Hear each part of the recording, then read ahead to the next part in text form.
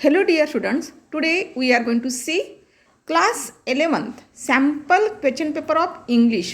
चला तर विद्यार्थी मित्रांनो, आज आपण ॲन्युअल इंग्लिश पेपरचा नमुना कसा येणार आहे त्याबद्दल माहिती बघूया की जेणेकरून पेपरमध्ये तुम्हाला लिहिते वेळेस कुठलीही समस्या येणार नाही.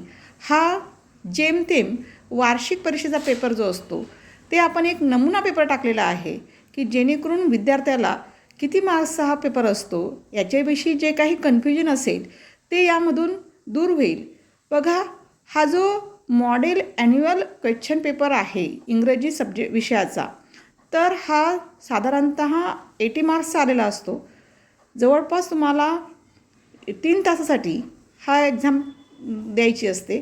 तर त्यामुळे या ठिकाणी प्रत्येक प्रश्न काळजीपूर्वक वाचायचा की जेणेकरून त्या पॅसेजची रिलेटेड उत्तर तुम्हाला त्या ठिकाणी लिहायची असतात. जसं की फर्स्ट पॅसेज जो आहे तो टेक्स्च्युअल पॅसेज आहे, म्हणजेच काय, पाठ्यपुस्तकावर आधारित असतो आणि त्यावर आधारित काही ग्रामरचे सेंटेन्सेस दिलेले असतात. ते सुद्धा तुम्हाला काय करायचे आहे विद्यार्थी मित्रांनो, त्या ऑप्शनमधून चूज करून लिहायचे आहे करेक्ट ॲन्सर कोणतं आहे.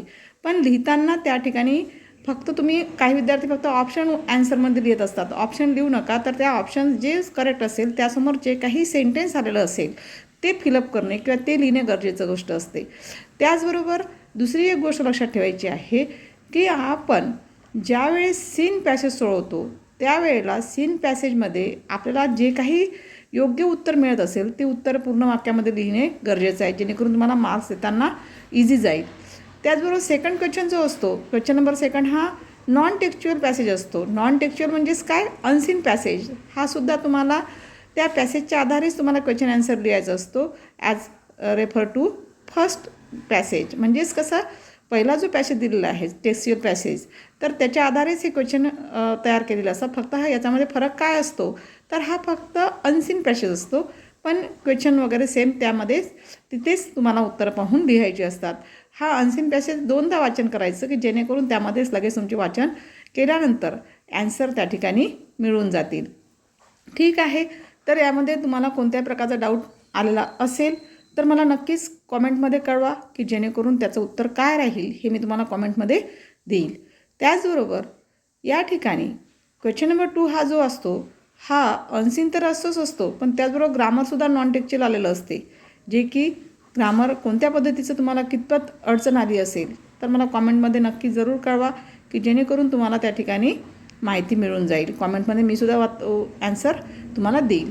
त्याचबरोबर या ठिकाणी क्वेश्चन नंबर 2B जो असतो हा नेमका काय असतो, हा नेमका जो आहे हा समरी रायटिंग असतो. प्रत्येक विद्यार्थ्यांनी समरी रायटिंग कशावर लिहायची आहे, तर ही जी समरी रायटिंग आहे, जो क्वेश्चन नंबर 2 आहे अनसीन पॅसेज, त्याच पॅसेजला 1/3 करायचं असते. म्हणजे त्या ठिकाणी अगदी एक परिच्छेद तयार करायचा असतो. जे आवश्यक सेंटेन्स असतात, नेसेसरी सेंटेन्सेस असतात, तेच सेंटेन्सेस त्या ठिकाणी पॅराग्राफच्या माध्यमातून लिहायचे असतात आणि एका पॅसेजमध्ये तुम्हाला लिहायचं आहे. जास्त लांबलचक लिहू नका. आणि विशेष म्हणजे जे काही तुम्ही पॅसेजचं वाचन केलेलं असेल त्या पॅसेजवर कोणत्या प्रकारचा शब्द जास्तीत जास्त भर दिलेला आहे ते नीट वाचा, तर जेणेकरून तुम्हाला सहज टायटल काढणे सोपे जाईल, कारण समरीला टायटल देणे गरजेची गोष्ट आहे. त्याचबरोबर नंतरचा क्वेश्चन जो दिलेला आहे तो म्हणजे माइंड मॅपिंग. माइंड मॅपिंग म्हणजे काय असते, तर माइंड मॅपिंग हे जे आहे ते तुम्हाला एकतर टॅब्युलर फॉर्ममध्ये किंवा ट्री डायग्राममध्ये त्या प्रश्नाला अनुसरून फक्त डायग्राम काढायची असते.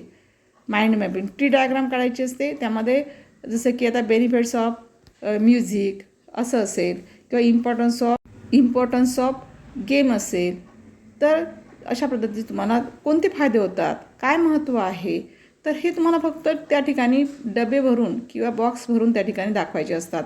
असं काही ट्री डायग्राम म्हटलं तर काय काय विद्यार्थी काय करतात माहिती आहे का, झाडाची आकृती काढतात. ट्री डायग्राम त्याला म्हणत नाही, झाडाची आकृती काढायची नसते. तर तुम्हाला फक्त मिनिमम 6 बॉक्स तयार करायचे असतात, टॅब्युलर फॉर्ममध्ये लिहायचं असते.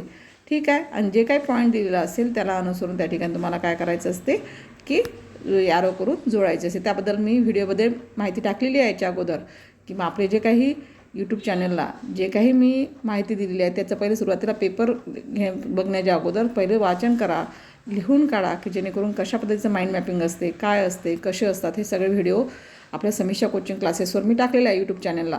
तर ते बघून घ्या की जेणेकरून तुम्हाला ते लिहिण्यास सोपं जाईल. ठीक आहे. त्यानंतर सेक्शन बी जो असतो, हा सेक्शन बी काय असतो? पोएट्री सेक्शन असतो. पोएट्री सेक्शन म्हणजे काय असते? पोएट्री सेक्शन म्हणजे कविता. आपल्या ज्या काही कविता आहे, 6 पोएममधून 3 पोएम तुम्हाला करायचे असतात. तर या 3 पोएम म्हणजे त्या ठिकाणी 2.4 पासून 2.4, 2.5 आणि 2.6 या 3 कवितेच्या आधारे या ठिकाणी पोएम येईल. एक पोएम जी आहे सुरुवातीला आलेली ती सीन पोएम असते आणि दुसरी जी असते ती पण सीनच असते. पण दुसऱ्या पोएमचा जो प्रश्न आहे तो अप्रिसिएशन असतो. मी या अगोदर अप्रिसिएशन सगळ्या पोएमचे टाकलेले आहे, फर्स्ट टू लास्टपर्यंत. तर ते सगळे अप्रिसिएशन वहीमध्ये नोंद करा की जेणेकरून रसग्रहण करत असताना तुम्हाला कोणत्या प्रकारची अडचण जाणार नाही का, की जेणेकरून तुमचे आउट ऑफ मार्क्स त्या ठिकाणी मिळून जाईल. 4 पैकी 4 मार्क्स मला त्या ठिकाणी मिळून जाईल. ठीक आहे. तर अशा पद्धतीने तुम्हाला त्या ठिकाणी काय करायचं आहे? पोएट्रीचा अभ्यास करायचा आहे. कशा पद्धतीचे प्रश्न विचारलेले आहे ते बघून घ्या की जेणेकरून तुम्हाला उत्तर लिहिताना सोपे जाईल, कोणतीही अडचण येणार नाही. ठीक आहे. त्यानंतरचा जो क्वेश्चन असतो त्या ठिकाणी पोएट्री झाल्यानंतर तुम्हाला रायटिंग स्किल्सकडे म्हणजेच जो असतो रायटिंग स्किल त्याकडे यावं लागेल. रायटिंग स्किलमध्ये तुम्हाला जे काही लेटर आहे, ईमेल आहे, इंटरव्ह्यू क्वेश्चन आहे, ते सगळेच्या सगळे तुम्हाला बघावं लागेल आणि ते तुम्हाला त्या ठिकाणी लिहावं लागेल. या संदर्भात मी व्हिडिओ टाकलेला आहे. ते तुम्ही सगळे व्हिडिओज जे आहेत त्या संदर्भामध्ये लेटर असेल तर ते सगळे व्हिडिओज तुम्ही काय करा, आपल्या यूट्यूब चॅनलला बघा आणि त्यानुसार वहीमध्ये नोंद करा की जेणेकरून उत्तर लिहिताना सोपे जाईल, नाही का. तर कोणत्याही प्रकारची अडचण येणार नाही. आणि शेवटचा जो क्वेश्चन दिलेला असतो तुमचा, तो शेवटचा जो क्वेश्चन आहे तो कोणता आहे? ड्रामा. जे शेवटी आपले जे ड्रामा आहे, ड्रामावर मॅच द फॉलोइंग, मी 4-5 दिवसाच्या अगोदर या प्रकारचे सगळे ड्रामाची माहिती टाकलेली आहे. तर त्या संदर्भात कशा प्रकारचा प्रश्न आला तर कसे क्वेश्चन आन्सर लिहायचे, तर त्या संदर्भातसुद्धा माहिती त्या ठिकाणी आलेली आहे. तर तुम्ही ते निवांतपणे वहीमध्ये नोंद करा की जेणेकरून याचा आन्सर त्या ठिकाणी अशाच पद्धतीने येईल हे तुम्हाला लक्षात येईल. आणि दुसरी एक गोष्ट लक्षात ठेवा विद्यार्थी मित्रांनो, की जे काही तुम्ही लिहित असाल, कुठलीही अडचण आली तर निसंकोचपणे मला कॉमेंट बॉक्समध्ये कळवा. ठीक आहे. Let us see this video.